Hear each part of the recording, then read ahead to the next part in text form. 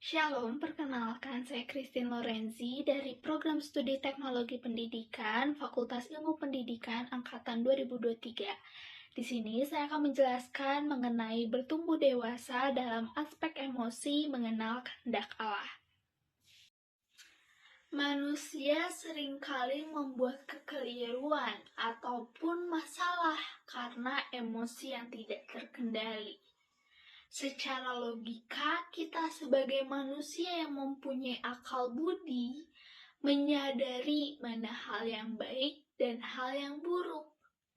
Namun ketika emosi bermain, hasilnya menjadi tidak terkendali, sehingga segala kebenaran sia-sia dalam realitas kehidupan sehari-hari.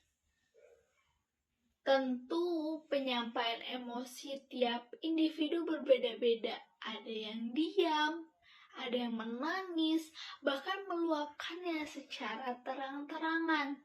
Baik itu marah, mengumpat, memukul, dan sebagainya. Yang mana reaksi tersebut tidak hanya berpengaruh untuk diri sendiri, tetapi juga untuk orang lain. Emosi tentu patut diungkapkan, tetapi memang cara penyampaiannya perlu dengan cara yang tepat. Emosi berasal dari kata Latin yaitu emovere yang artinya bergerak menjauh. Pada dasarnya emosi adalah dorongan untuk bertindak.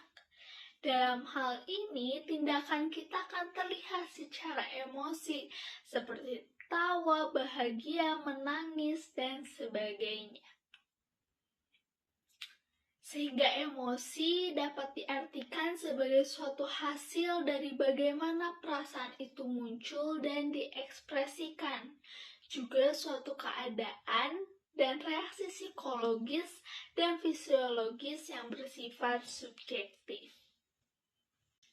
Pertumbuhan emosi menjadi salah satu kemampuan manusia dalam mengendalikan perasaannya sehingga tidak memberi dampak buruk kepada sesamanya.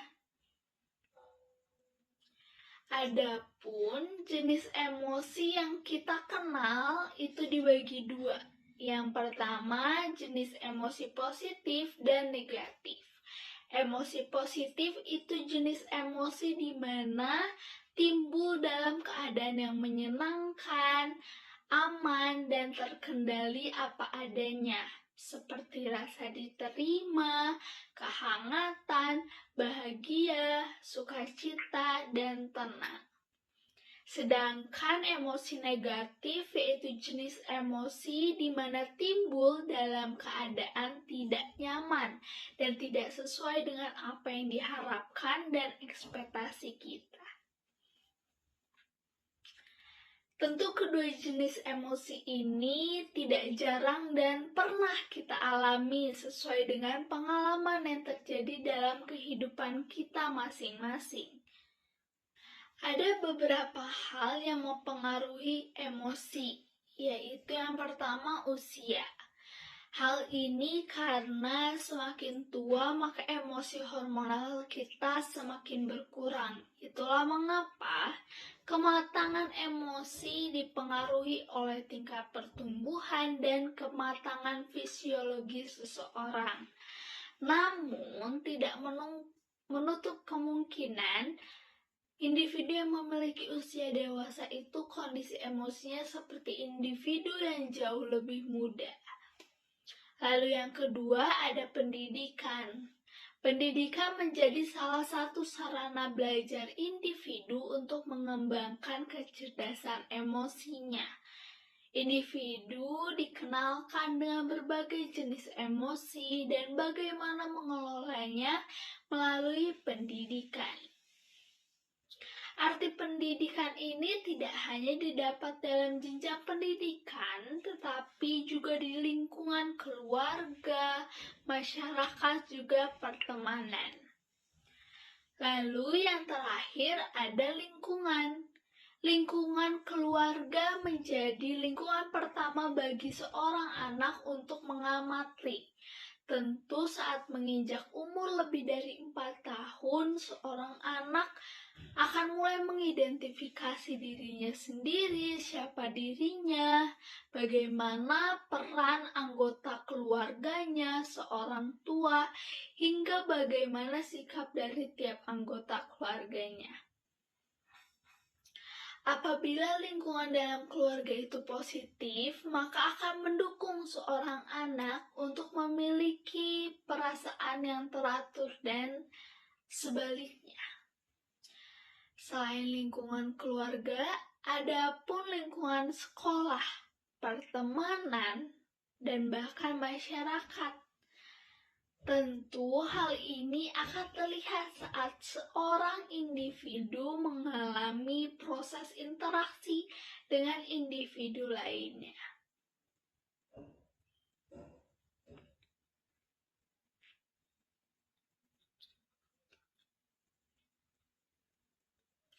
Emosi berhubungan erat dengan pikiran.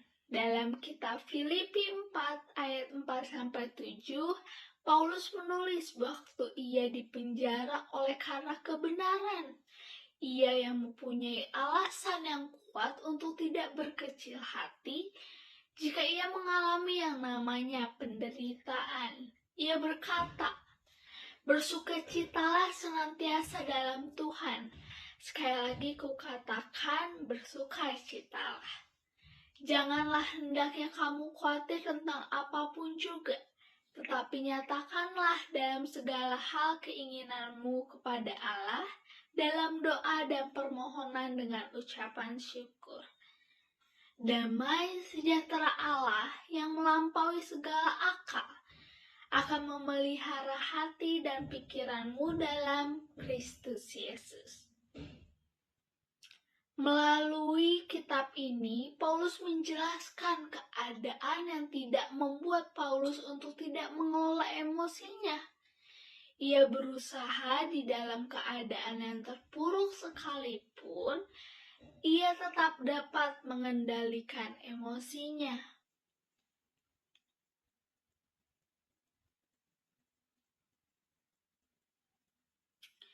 Emosi memiliki peranan penting dalam mencapai kesuksesan. Emosi adalah anugerah Tuhan yang harus dikelola dengan baik oleh setiap individu. Itulah mengapa ada yang namanya dewasa secara emosi, di mana hal ini berarti kita sebagai individu mampu mengendalikan perasaan dengan cara yang tepat untuk alasan yang tepat dan ditujukan kepada orang yang tepat. Sehingga Paulus tentu dapat dikatakan dewasa secara emosi.